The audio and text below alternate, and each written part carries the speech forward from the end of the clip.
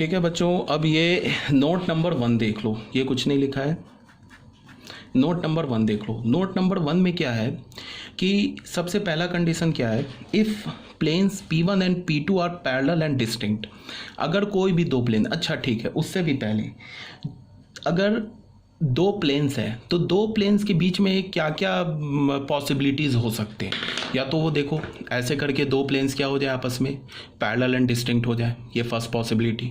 दूसरी पॉसिबिलिटी क्या, दोनों प्लेन्स आपस में ऐसे कॉन्साइड कर जाए, सेकेंड पॉसिबिलिटी। तीसरी पॉसिबिलिटी क्या कि दोनों प्लेन ऐसे कट करे एक स्ट्रेट लाइन पे, ये तीसरी पॉसिबिलिटी। पहला पैरेलल एंड डिस्टिंक्ट अलग अलग। तीसरी पॉसिबिलिटी दोनों प्लेन नॉन पैरेलल, तो नॉन पैरेलल तो कट करेगा स्ट्रेट लाइन पे। तीसरी पॉसिबिलिटी क्या, वो दोनों प्लेन क्या हो जाए, आपस में कॉन्साइड कर जाए। तो ये तीन पॉसिबिलिटी हो सकती है। तो पहला क्या गिवन है कि if P1 and P2 are parallel and distinct, अगर दोनों प्लेन्स पैरेलल और डिस्टिंक्ट हो जाए तो उसका कंडीशन क्या है, A1/A2 is equal to B1/B2 is equal to C1/C2 but not equal to D1/D2। मतलब एक्स वाई और जेड के कॉफिशिएंट्स जो है वो तो प्रोपोर्शनल होंगे, बट जो कांस्टेंट टर्म है वो प्रोपोर्शनल नहीं होगा। तो ये हमारा प्लेन का है, ये पैरेलल एंड डिस्टिंक्ट, ये एक प्लेन दे रखा है, इसके ये ऊपर एक दूसरा प्लेन है, तो दोनों प्लेन पैरेलल एंड डिस्टिंक्ट है, तो ये कंडीशन आ गया। ठीक है, सेकंड में क्या है कि ये दोनों प्लेन आपस में कॉन्साइड कर रहा है। ठीक है, तो कॉन्साइड कर रहा है तो इससे कैसे पता चलेगा कि P1 एंड P2 कॉन्साइड कर रहा है। इस केस में क्या होगा, A1/A2 B1/B2 C1/C2 and D1/D2 ये सारे इक्वल होंगे। एक्स वाई जेड के कॉफिशिएंट्स प्रोपोर्शनल होंगे और जो कांस्टेंट टर्म है वो भी प्रोपोर्शनल होगा। तो ये हमारा सेकंड केस हो जाएगा व्हेन टू प्लेन्स कॉन्साइड्स। तो ये ऐसे मतलब ये इस तरह से ड्रॉ करने का क्या मतलब है, ये जो मैं लाइंस दिखा रहा हूँ, ये जो शेडेड पोर्शन क्या रिप्रेजेंट कर रहा है कि ये दोनों प्लेन्स जो है ना आपस में कॉन्साइड कर रहा है।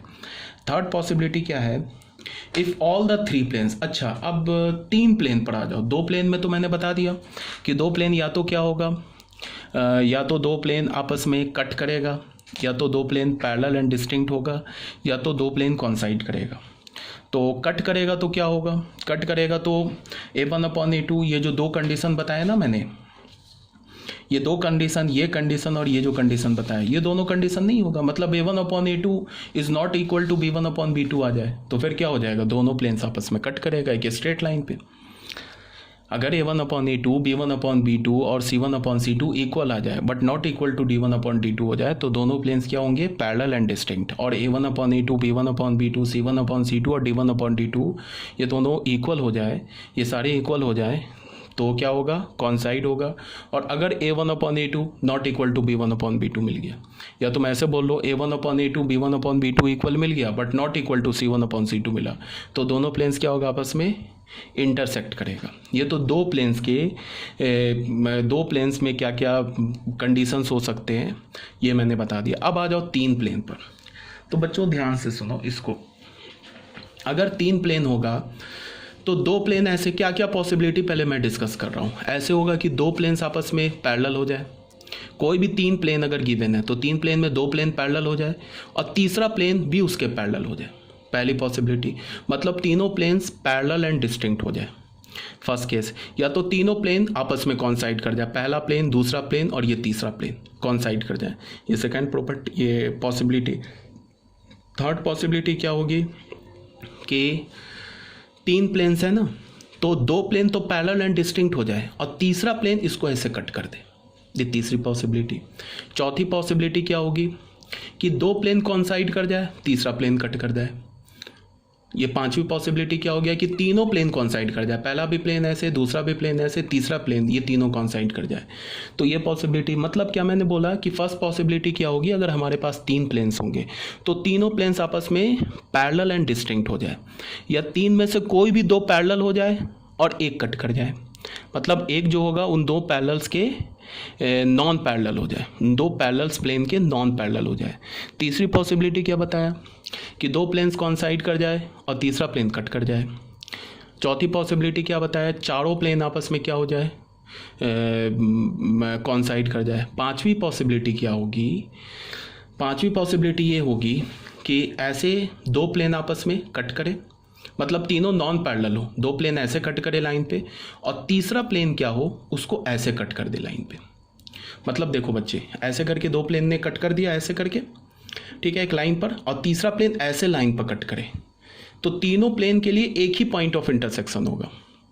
अगर मैंने बोला कि तीनों प्लेन्स आपस में पैरेलल एंड डिस्टिंक्ट हो जाए, तीनों प्लेन्स पैरेलल एंड डिस्टिंक्ट हो जाए, तो तीनों प्लेन पर कोई भी पॉइंट कॉमन नहीं होगा, ठीक है। तीनों प्लेन पर अगर कोई तीन प्लेन में से कोई भी दो प्लेन पैरेलल हो जाए और तीसरा प्लेन उन दोनों प्लेन के पैरेलल हो जाए या दोनों प्लेन के साथ कॉन्साइड कर जाए या किसी भी एक प्लेन के साथ कॉन्साइड कर जाए या तीसरा प्लेन उन दो पैरेलल प्लेन्स के इंटरसेक्ट कर जाए, तो भी कोई पॉइंट ऑफ इंटरसेक्शन नहीं होगा। मतलब क्या मैं बोल रहा हूँ, इसको तुम ऐसे देखो वन बाई वन।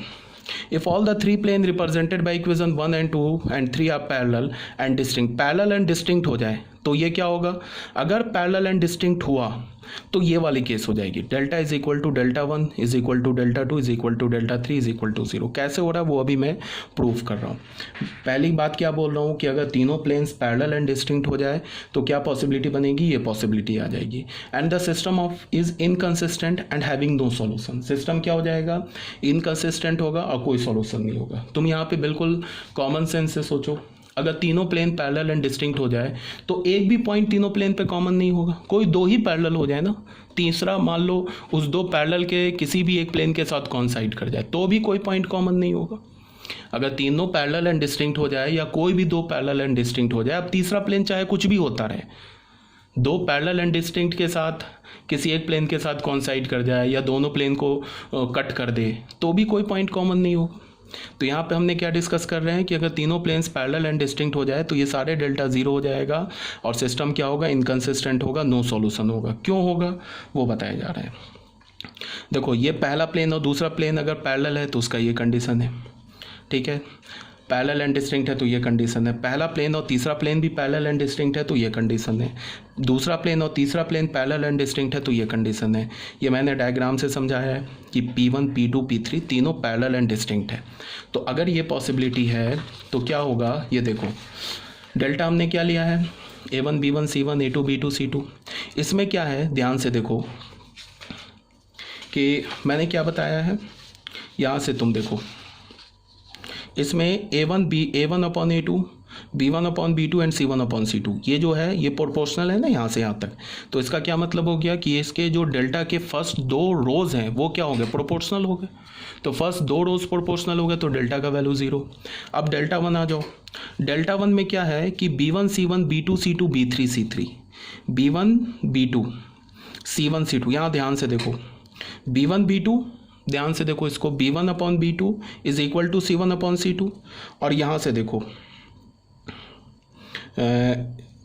B3, देखो यहाँ से तुम देखो इसको, देखो यहाँ से क्या होगा, B1 upon C1 is equal to B3 upon C3। या इस दो को देखो और इसको देखो, यहाँ से क्या है, B1 upon C1 is equal to B2 upon C2 ये आ रहा है, या B1 upon C1 is equal to B2 upon C2। और यहाँ से क्या आ रहा है, B1 upon C1 is equal to B3 upon C3।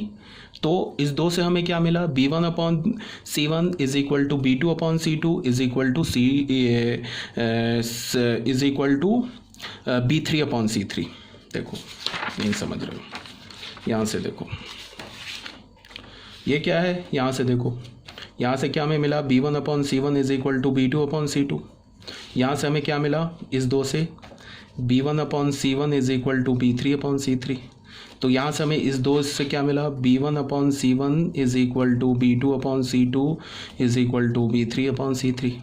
तो B1 B2 B3 C1 C2 C3 आपस में प्रोपोर्शनल हो गया।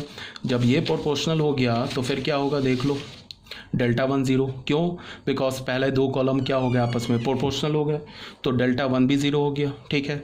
अब आ जाओ डेल्टा 2 पर। डेल्टा 2 में क्या है, इसको तुम देखो, यहाँ से देखो A1 अपॉन, इसको इधर ले आओ, A1 upon C1 is equal to A2 upon C2 और A2 upon C2 is equal to A3 upon C3। इसका क्या मतलब हो गया, A1 B1 C1 A2 B2 C2 ये प्रोपोर्शनल है, तो first column and third column proportional हो गया, तो डेल्टा 2 भी 0 हो गया। अब डेल्टा 3 पर आ जाओ, डेल्टा 3 क्या बोल रहा है, A1 B1 A2 B2 यहाँ से देखो ये पहला कॉलम और तीसरा कॉलम भी प्रोपोर्शनल है। क्यों?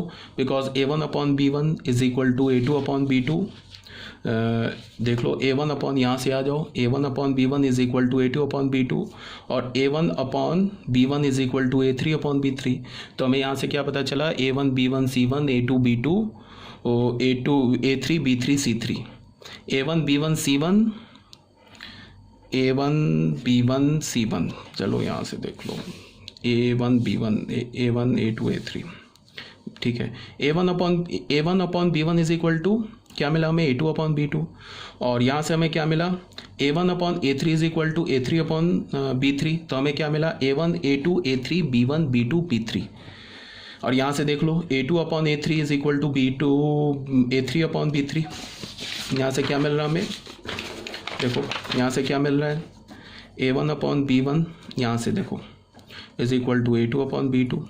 यहाँ से हमें क्या मिल रहा है? A1 अपॉन B1, देखो यहाँ पे, यहाँ से हमें क्या मिल रहा है? A1 upon B1 is equal to A3 upon B3। और यहाँ से हमें क्या मिल रहा है? A2 upon B2 is equal to A3 upon B3। ऐसा मिल रहा है ना यहाँ से। तो देख लो क्या है इसका, क्या मतलब हुआ? A1 upon B1 is equal to A2 upon B2 is equal to A3 upon B3। इसका क्या मतलब हो गया? A1 A2 A3 B1 B2 B3। ये क्या हो गया? प्रोपोर्शनल हो गया। तो जब ये प्रोपोर्शनल हो गया तो A1 A2 A3 B1 B2 B3, तो ये first column and second column proportional हो गया, तो डेल्टा 3 भी 0 हो गया। तो हमें फाइनली क्या मिला? हमें फाइनली मिला कि ये जो थर्ड पॉइंट में मैं क्या समझा रहा हूँ कि तीनों प्लेन्स हैं ना, ये पैरेलल एंड डिस्टिंक्ट है। तो अगर तीनों प्लेन्स पैरेलल एंड डिस्टिंक्ट हैं तो उसमें क्या होगा कि डेल्टा 1 डेल्टा 2 डेल्टा 3 सब 0 हो जाएंगे, बट सिस्टम क्या होगा? इनकंसिस्टेंट होगा। ठीक है, तो इसको तुम कैसे पहचानोगे? इसके लिए तुम्हारे पास 3 इक्वेशंस गिवन होगा, ठीक है। और 3 इक्वेशंस में तुम क्या देखोगे कि पहला दूसरा प्लेन भी पैरेलल एंड डिस्टिंक्ट है, उसका कंडीशन ऑलरेडी बता रखा है मैंने, और पहला दूसरा भी पैरेलल एंड डिस्टिंक्ट है, और पहला और तीसरा भी पैरेलल एंड डिस्टिंक्ट है। इसका क्या मतलब है? तीनों पैरेलल एंड डिस्टिंक्ट है। तो जैसे ही तीनों तुम्हें पैरेलल एंड डिस्टिंक्ट मिल गया, वैसे ही तुम क्या बोलोगे? Delta is equal to delta 1 is equal to delta 2 is equal to delta 3, ये 0 के इक्वल होगा and the system is inconsistent and have no solution. ठीक है बच्चों, यहाँ तक कोई प्रॉब्लम नहीं होनी चाहिए।